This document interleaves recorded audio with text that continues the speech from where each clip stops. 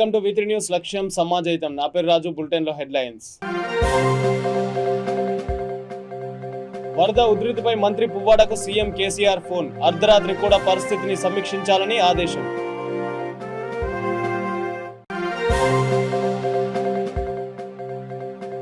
ముంపు బాధితులకు ప్రతి ఒక్కరికి న్యాయం చేస్తాం. ఎమ్మెల్యే అజ్మీరా రేఖా శ్యామ్ నాయక్.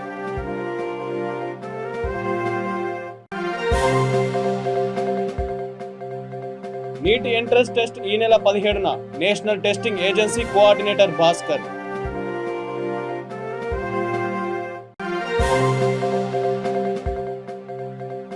ఎంపీ అరవింద్ పై జరిగిన దాడిపై కేంద్రం ఆరా. ఘటనపై ఆరా తీసిన కేంద్రం హోంమంత్రి అమిత్ షా. నిర్మల్ జిల్లా దస్తూరాబాద్ మండలంలోని వరద ముంపు ప్రాంతాలను ఎమ్మెల్యే అజ్మీరా రేఖా శ్యామ్ నాయక్ పరిశీలించారు. ఆమె ద్విచక్ర వాహనంపై వెళ్లి మరీ వరద బాధితులను పరామర్శించారు. కూలిపోయిన ఇండ్ల బాధితులను ఆదుకుంటామని హామీ ఇచ్చారు. ఎవరు ఆందోళన చెందవద్దని వారికి భరోసానిచ్చారు.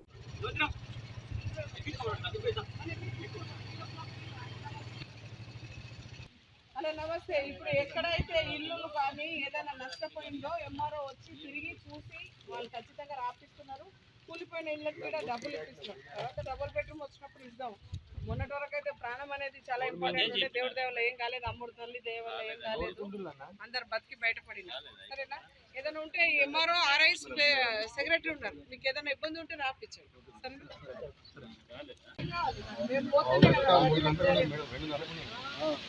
ధైర్యం ఇవ్వాలనేది కానీ నాకన్నా మంత్రి సార్ ఆయన వయసు, ఆయన నేనన్నా సార్ నువ్వు రాకంటే నేనేంది అని ఆయన రావడం కూడా ధైర్యం ఇవ్వడం అది గ్రేట్. ఇప్పుడు అక్కడ పోకుంటే మీరేమనుకుంటారు, అది తెగిపోతుంది అనే దాంట్లో ఉండే సార్ పోతే మనం ఇద్దరమే పోతాం కానీ వాళ్ళకి ధైర్యం అయితే ఉంటుంది. అది విప్పేసిపోయినది డేంజర్. ఇప్పుడు అంతా రిపేర్ చేయించుకొని దానికి ఇప్పుడు ఏదైతే నష్టం ఉన్నారో ఎంఆర్ఓ ఎక్కడ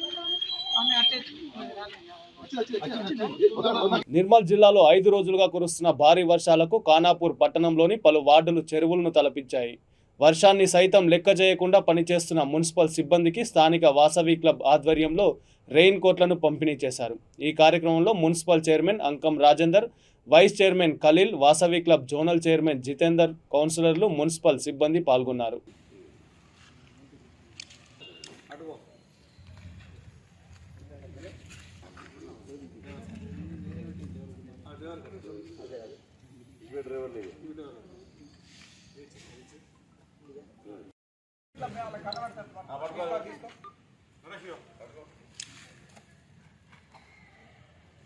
అయిపోయింది కదా.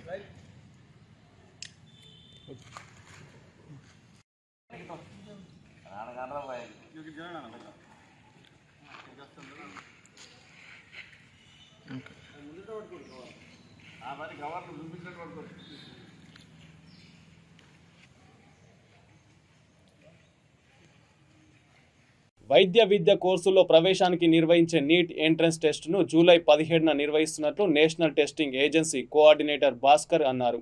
నిజామాబాద్లోని మాధవనగర్లో గల ఎస్ఎస్ఆర్ డిస్కవరీ పాఠశాలలో ఆయన మీడియా సమావేశంలో మాట్లాడారు. ఈ సందర్భంగా ఆయన మాట్లాడుతూ నీట్ను జిల్లాలో 7 పరీక్ష కేంద్రాల్లో నిర్వహిస్తున్నట్లు ఆయన వెల్లడించారు. పరీక్ష సమయం మధ్యాహ్నం 2 గంటల నుండి 5:20 వరకు ఉంటుందని తెలిపారు. జిల్లా వ్యాప్తంగా 20,036 మంది విద్యార్థులు హాజరవుతున్నట్లు తెలిపారు. మొబైల్స్ కానీ పరీక్షా కేంద్రంలోకి అనుమతింపబడు. ఎవరైనా పీడబ్ల్యూడీ క్యాండిడేట్స్ ఉంటే, పర్సన్స్ విత్ డిజబిలిటీస్, వాళ్ళకి ప్రత్యేకమైనటువంటి ఏర్పాట్లు చేయడం జరిగింది. ఎవరైనా స్క్రైబ్ ప్రిస్క్రైబ్ చేసుకుంటే అది ఎన్టీఏ ప్రొవైడ్ చేస్తుంది. ఎట్టి పరిస్థితుల్లోనూ ఓన్ స్క్రైబ్ని పరీక్షా కేంద్రంలోకి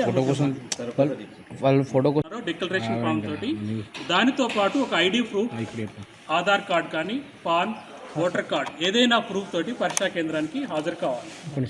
ఇవి కాకుండా రిక్వెస్ట్ చేయడం జరిగింది పవర్ సప్లై గురించి. ఆ తర్వాత ఎక్కడైతే ఎగ్జామినేషన్ జరుగుతున్నాయో అక్కడ పవర్ సప్లై, ఇంటర్నెట్ సప్లై, ఆ తర్వాత పోలీస్ సెక్యూరిటీకి కూడా రిక్వెస్ట్ చేయడం జరిగింది. అన్ని కోవిడ్-19 ప్రకారం అన్ని అరేంజ్మెంట్స్ ఈ 7 పరీక్షా కేంద్రాల్లో చేయడం జరిగింది. ప్రత్యేకంగా ఈ సిబిఎస్ఈ స్కూల్ మేనేజ్మెంట్కి మా ఎన్టీఏ వైపు నుంచి ప్రత్యేకమైన కృతజ్ఞతలు. పరీక్షా కేంద్రాలను ఇస్తున్నందుకు, ఎన్జులేటర్స్కి, తర్వాత మాకు కావాల్సిన అన్ని రకాలైనటువంటి సపోర్ట్స్ ఇస్తున్నందుకు సిబిఎస్ఈ స్కూల్స్ మేనేజ్మెంట్కి మా ఎన్టీఏ తరఫున ప్రత్యేక ధన్యవాదాలు. Thank you. Nizamabad MP Dharmapuri అరవింద్పై జరిగిన దాడిపై కేంద్రం ఆరా తీసింది. వెంటనే అరవింద్తో కేంద్ర హోంశాఖ మంత్రి అమిత్ షా మాట్లాడారు. ఘటనపై ఆరా తీశారు. ప్లాన్ ప్రకారమే తనపై దాడి జరిగిందని అమిత్ షాకు అరవింద్ వివరించారు. వరదలన్నీ పోయిన తర్వాత ఎంపీ పరామర్శకు రావడంతో వెల్దండి గ్రామస్తులు తీవ్ర ఆగ్రహం వ్యక్తం చేస్తూ వాహనాన్ని అడ్డుకున్న ఘటన కలకలం రేపింది. వరద ప్రభావానికి గురైన గ్రామాలను సందర్శించేందుకు ఆయన తన నియోజకవర్గ పరిధిలోని జగిత్యాల జిల్లాలో పర్యటించారు. ఈ క్రమంలో వరద బాధితులను పరామర్శించేందుకు వెళ్ళగానే గ్రామస్తులు కొంతమంది ఎంపీ వాహనాన్ని అడ్డుకున్నారు.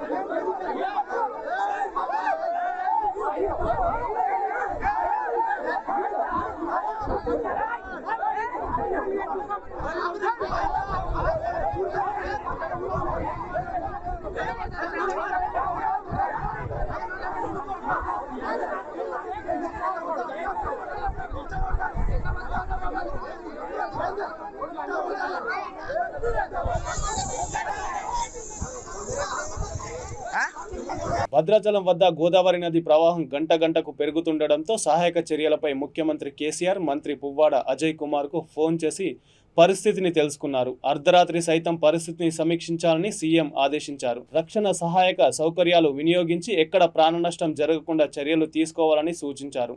జిల్లా వ్యాప్తంగా ముమ్మరంగా కొనసాగుతున్న వరద సహాయక చర్యలపై సీఎంకు మంత్రి వివరించారు.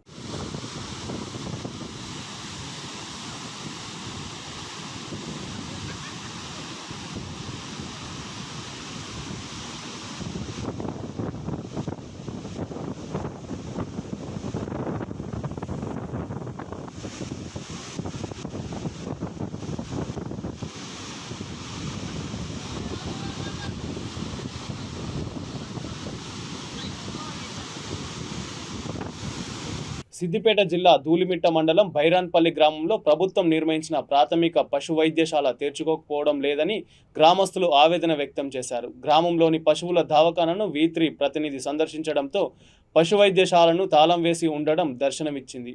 ప్రభుత్వం వేల రూపాయలు ఖర్చు చేసి వైద్యాధికారికి జీతాలు చెల్లిస్తుంటే వైద్యాధికారి విధులకు హాజరు కావడం లేదని గ్రామస్తులు ఆరోపించారు.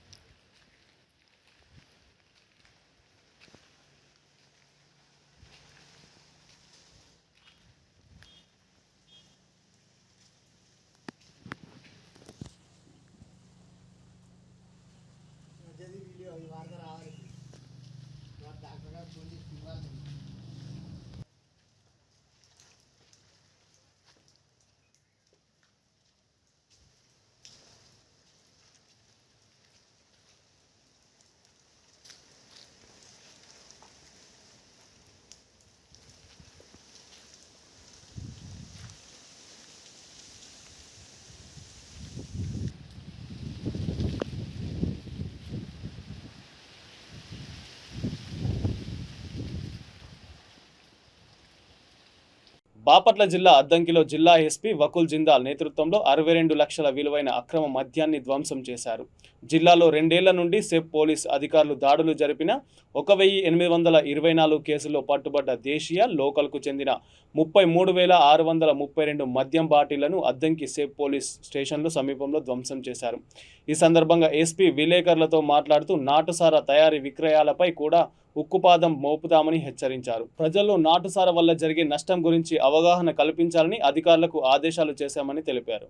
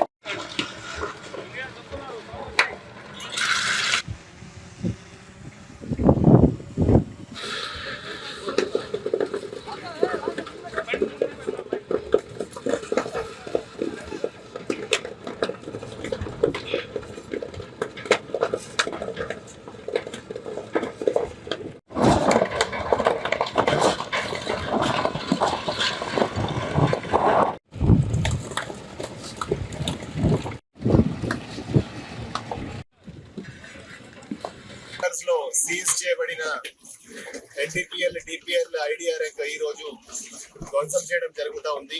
మొత్తం 1824 కేసెస్, దాంట్లో పోలీస్ అండ్ సెబ్ కలిపి police station and SEB stations లో రిజిస్టర్ అయిన 1824 కేసెస్ లో సీజ్ చేయబడిన 33,632 బాటిల్స్ 33,632 బాటిల్స్ లో ఉన్న లిక్కర్ ని ఈ రోజు డిస్ట్రాయ్ చేయడం జరిగింది.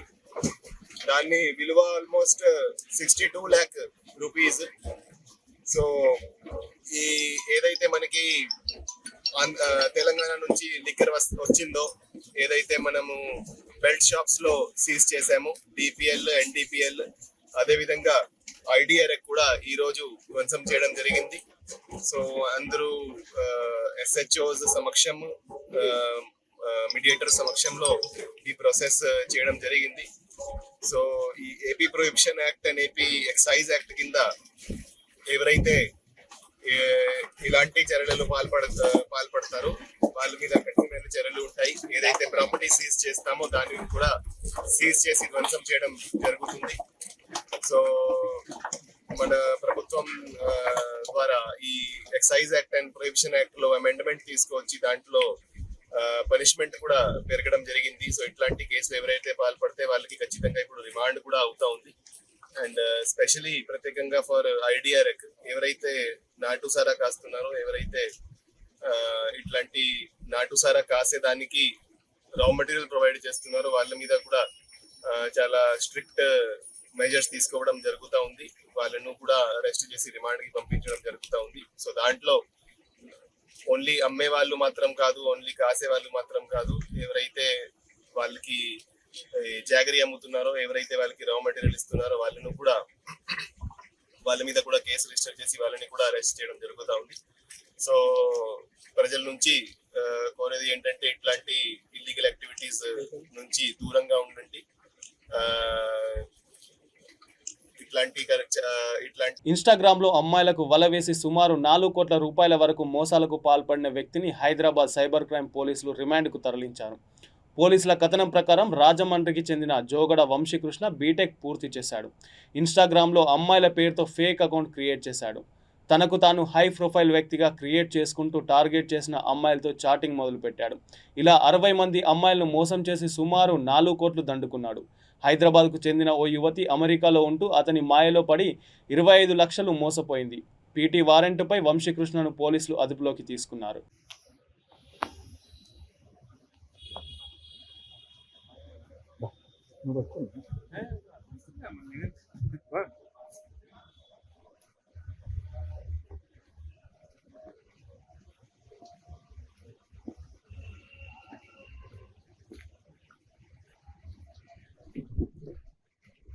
చిత్తూరు జిల్లా కుప్పంలోను ప్రైవేట్ కళాశాలలో డిగ్రీ చదువుకుంటున్న విద్యార్థులపై కత్తులతో దాడి జరిగింది. కుప్పం చెందిన ముయిన్ ఖాన్ గుడిపల్లికి షారుఖ్ భోజనం చేసి కళాశాలకు వెళ్తున్న సమయంలో కొందరు యువకులు ద్విచక్ర వాహనాల్లో వచ్చి ఒక్కసారిగా వారిపై కత్తులతో దాడి చేసి పరారయ్యారు.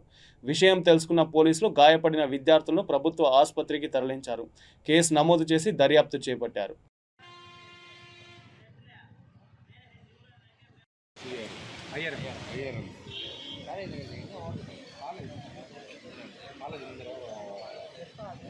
ఒక బండిలో వచ్చేసాను చాలా మంది సార్ వచ్చేసారు. ఒక 30 మెంబర్స్ ఉంది సార్. వాళ్ళ ఇష్టానికి వాళ్ళు వచ్చి అందరు తరున్నారు సార్. అందరూ పరిగెత్తున్నారు సార్. నేను వీళ్ళు సార్ మున్సాంపురం అంటే ఎగ్జాక్ట్ గా వాళ్ళ పేర్లు అంతా నాకు తెలియదు సార్. అంటే మున్సాంపురం అవుతారు సార్. వాళ్ళు మాకు ఏం గొడవలు అని కూడా తెలియదు సార్. లేదు సార్. అంటే దానిలో 4 మా కాలేజ్లో లాస్ట్ ఇయర్ ఇంటర్మీడియట్ చేస్తాను సార్.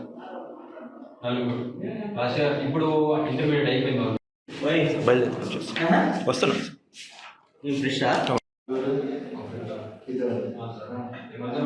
హోటల్లో లంచ్ చేసి వస్తాము. కలిసాను సార్. సార్ మేము ఫ్రెండ్స్ అందరూ అంటే అందరూ చేరిపోతాం. అందరూ చేరవస్తాం sir. Degree sir. Degree first year.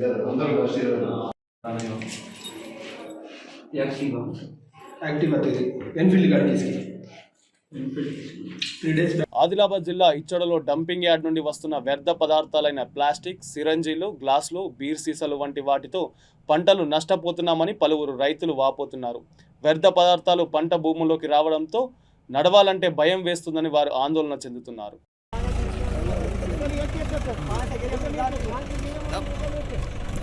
Return చేయాలి.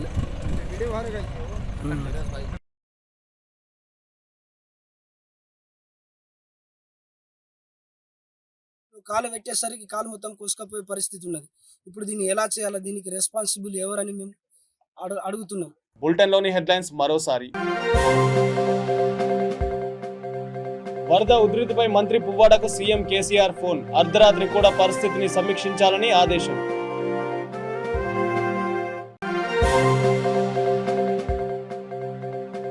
ముంపు బాధితులకు ప్రతి ఒక్కరికి న్యాయం చేస్తాం. ఎమ్మెల్యే అజ్మీరా రేఖా శ్యామ్ నాయక్.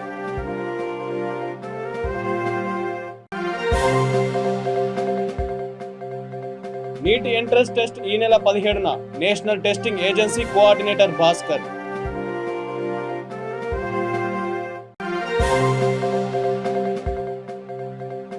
ఎంపీ అరవింద్పై జరిగిన దాడిపై కేంద్రం ఆరా.